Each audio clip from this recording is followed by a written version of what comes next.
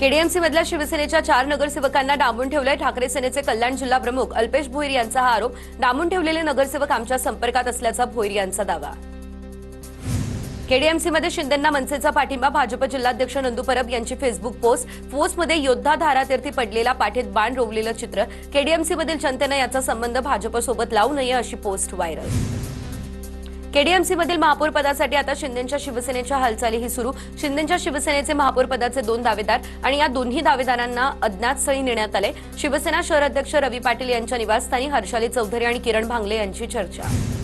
कल्याण डोंबिवलीमधील काँग्रेसने स्वतंत्र गट स्थापन केलाय। निवडून आलेले दोन्ही नगरसेवक आमच्या सोबत आणि आम्ही कुणाला पाठिंबा दिलेला नाही, काँग्रेस जिल्हाध्यक्ष राजाभाऊ पातकर यांची भूमिका।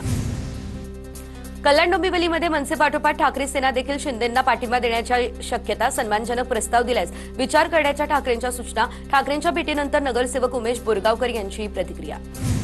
शिंदेंच्या शिवसेनेचे विजय चौगुले आणि मनसेच्या संदीप देशपांडे यांची कोकण भवनामध्ये गळाभेट। यावेळेस गजानन काळे उपस्थित। दरम्यान केडीएमसीमध्ये शिंदेंच्या शिवसेनेला सत्ता स्थापनेसाठी पाठिंबा।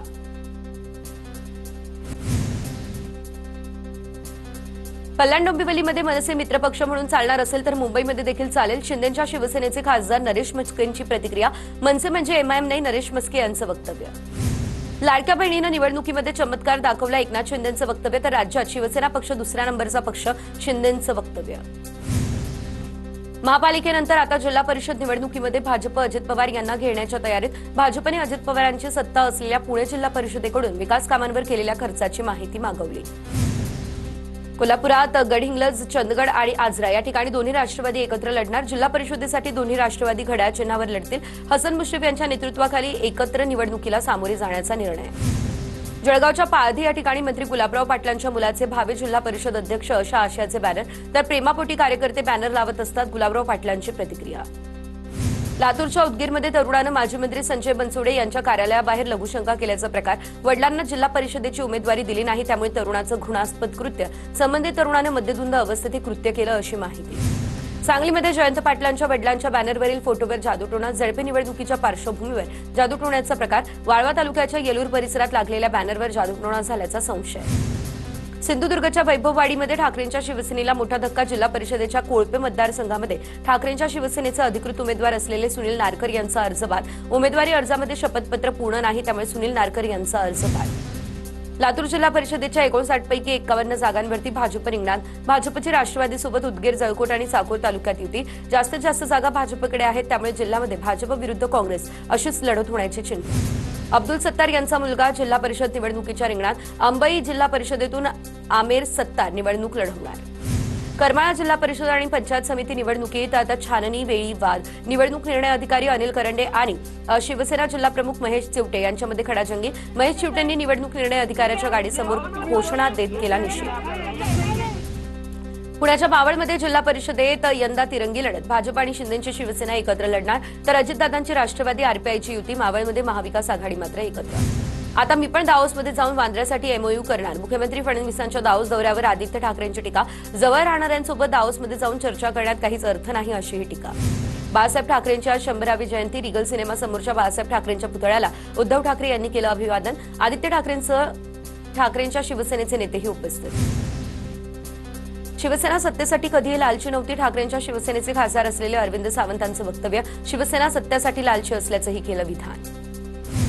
धुळे महानगरपालिका निवडणुकीमध्ये पराभव झालेल्या सर्व पक्षांची बैठक संपन्न। आगामी निवडणुका बॅलेट पेपरवर घेण्याची मागणी, तर ईव्हीएम मशीन हटवण्याच्या मागणीसाठी 26 जानेवारीला पालकमंत्र्यांसोबत आंदोलन करण्याचा विरोधकांचा बैठकीत निर्धार। कर्नाटक महाराष्ट्र सीमा प्रश्नावरील महत्त्वाची सुनावणी पुढे ढकलली। सुप्रीम कोर्टात 2 न्यायाधीशांचंच खंडपीठ उपलब्ध, त्यामुळे प्रकरण पुढील तारखेसाठी स्थगित।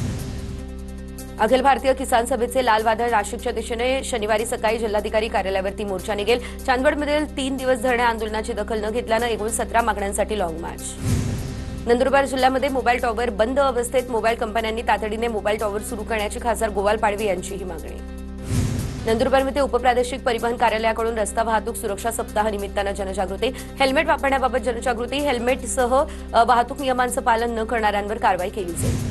जळगावच्या पाळधी गावामध्ये मंत्री गुलाबराव पाटलांच्या हस्ते फिरते नेत्र तपासणी रुग्णवाहिकेचे लोकार्पण। जळगाव ग्रामीण मतदारसंघ मोतीबिंदू मुक्त करण्याचा गुलाबराव पाटलांचा संकल्प। नंदुरबार या ठिकाणी हवामान बदलामुळे रब्बी हंगामातील पिकांना फटका. ढगाळ वातावरणामुळे हरभऱ्यावर मर आणि घाटा या अळीचा प्रादुर्भाव वाढला.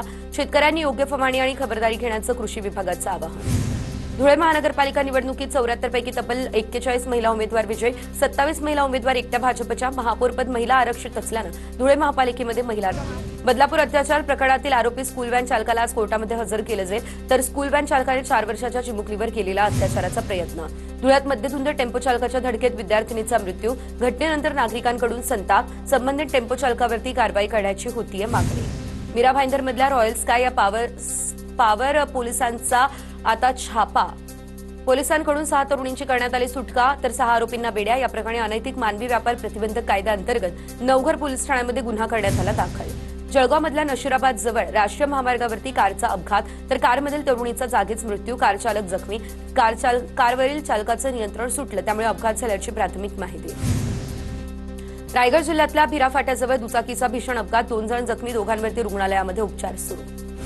झारखंडमध्ये सुरक्षा दल आणि माओवाद्यांमध्ये मोठी चकमक. तर 15 माओवाद्यांना कंठस्नान घालण्यात सुरक्षा दलाला यश.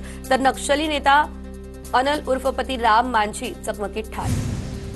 क्रेडिट कार्डप्रमाणे यूपीआय ॲपमधून लहान मोठ्या खर्चासाठी 5,000 रुपयांपर्यंतचं कर्ज मिळणार. संबंधित तारखेच्या आत पेमेंट केल्यास व्यवहारावर कोणतंच शुल्क नाही. आरबीआय आणि national payments corporation of India लवकरच ही प्रणाली सुरू करण्याच्या तयारीत.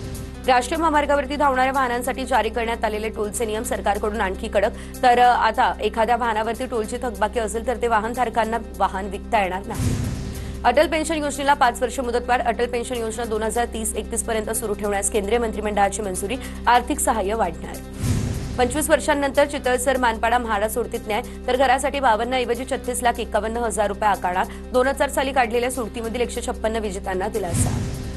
मुंबई लोकलच्या केबिनबाहेर सीसीटीव्ही लावण्यात येणार. लोकलच्या मोटरमन केबिनसमोर होणाऱ्या अपघातांचे योग्य कारण आणि विश्लेषणासाठी मध्य रेल्वेचा हा महत्त्वाचा निर्णय.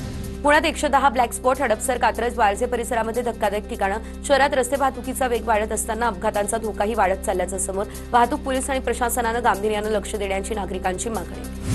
पुणे महापालिका प्रशासनाकडून सभागृह सुरू होण्यापूर्वी महापालिकेतील पार्किंग समस्येवर तोडगा काढण्यासाठी प्रयत्न. भवन परिसरासह 4 प्रमुख भागांमध्ये सक्षम पार्किंग व्यवस्थेवर भर. पार्किंग करण्यासाठी होणारी डोकेदुखी थांबणार. दूषित पाणी पुरवठ्याच्या तक्रारीनंतर पुणे महापालिका सतर्क. दूषित पाणी पुरवठ्यामुळे नागरिकांच्या आरोग्याला धोका निर्माण झाला. तातडीच्या उपाययोजनांसाठी 20 कोटी 20 लाख रुपयांच्या कामांना मान्यता. कांजूरमार्गमधील डम्पिंग ग्राउंडमुळे विक्रोळीमधील रहिवाशांना त्रास. समिती नेमूनही दुर्गंधी जैसे थे. हायकोर्टानं प्रशासनावर ताशेरे ओढले. लखनौमधील कचराभूमीचा अभ्यास करून अहवाल सादर करण्याचे आदेश. केंद्र सरकारकडून जुना आयकर कायदा 1961ला बदलून आता नवीन आयकर कायदा लागू करण्याचा निर्णय. नवीन कायदा येत्या 1 एप्रिल 2026 पासून देशभरात लागू होईल. सामान्य करदात्याला आरटीआय फाईल दाखल करत असताना कमी गोंधळाला सामोरं जावं लागेल. बीड शहरातील उद्योजकावरती आता जीएसटी पथकाची छापेमारी. उद्योजकाच्या मालमत्तेची सकाळपासून मोजदाद सुरू. तर उद्योजकाच्या निवासस्थानी आणि ऑफिसवरती छापे टाकण्यात आले अशी माहिती. महाराष्ट्राच्या चित्ररथाची पहिली झलक. TV9 मराठीवर आत्मनिर्भर गणेशोत्सवाचा भव्य असा चित्ररथ. महाराष्ट्राची परंपरा आणि आर्थिक शक्तीचं घडणार जगाला दर्शन.